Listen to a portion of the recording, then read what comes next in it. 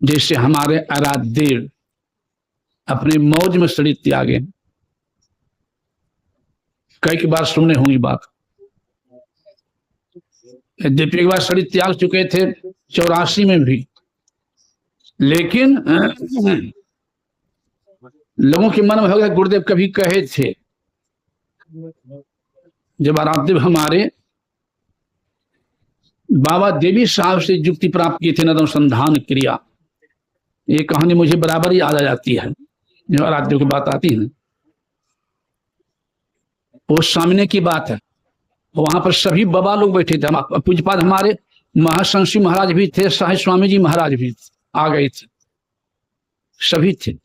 इस कहानी कई बार शंसी महाराज भी दोहराए हैं, इसलिए वो अकाट्य बात है। उसी कमला में ही गुरुदेव 20 जनवरी 84 से त्याग दिए थे, 20 जनवरी 84 ईस्वी को।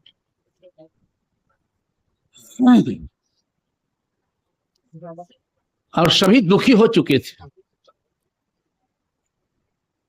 सभी चिंतित। यह भी चर्चा हो गई थी कि गुरुदेव कहे थे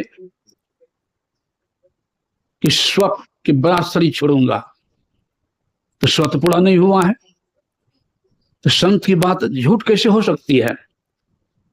नहीं हो सकती है।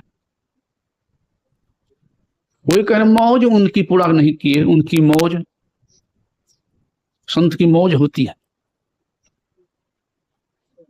फिर कहते भाई हम लोग का तरह मौज दूसरे संप्रदाय हो गए, वो तो यही कहेंगे अगर महर्षि में संत होते अपने वचन को पूरा कर देते तो कह सकते हैं।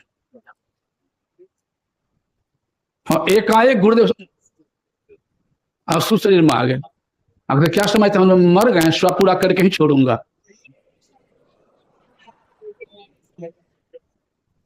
स्व पूरा करके ही छोड़ूंगा। और बढ़ाइए 1 साल, 886 से त्याग की, फिर नवरात्रि। इसमें कोई कहे कि हम सुधारते हैं, वो समझ जाइए कि दूसरे को नीचा दिखाने वाले हैं, अपना बात उठाने के लिए। इसे कोई अथी नहीं कर सकता है, क्योंकि सामने की बात देखी हुई बात होती है ना, उसको कोई काट नहीं सकता है। किताब में लिख सकता है कोई बढ़ा चढ़ा करके भी, किताब के बल लिखी बात असत हो सकती है, सुनी ही बात असत हो सकती है, लेकिन देखी हुई बात असत नहीं हो सकती है। अकाट्य बात है। ऐसे संत के हम लोग संतान है, जीवन भर सब आराध्य हमारे उपदेश देते रह गए, और अंतिम दिन 886 दिन हल्की हल्की आज हो रही थी, बिल्कुल हल्की। जीवन उपदेश देवे के अंतिम दिन यही बानी सुकृत कर ली संसार के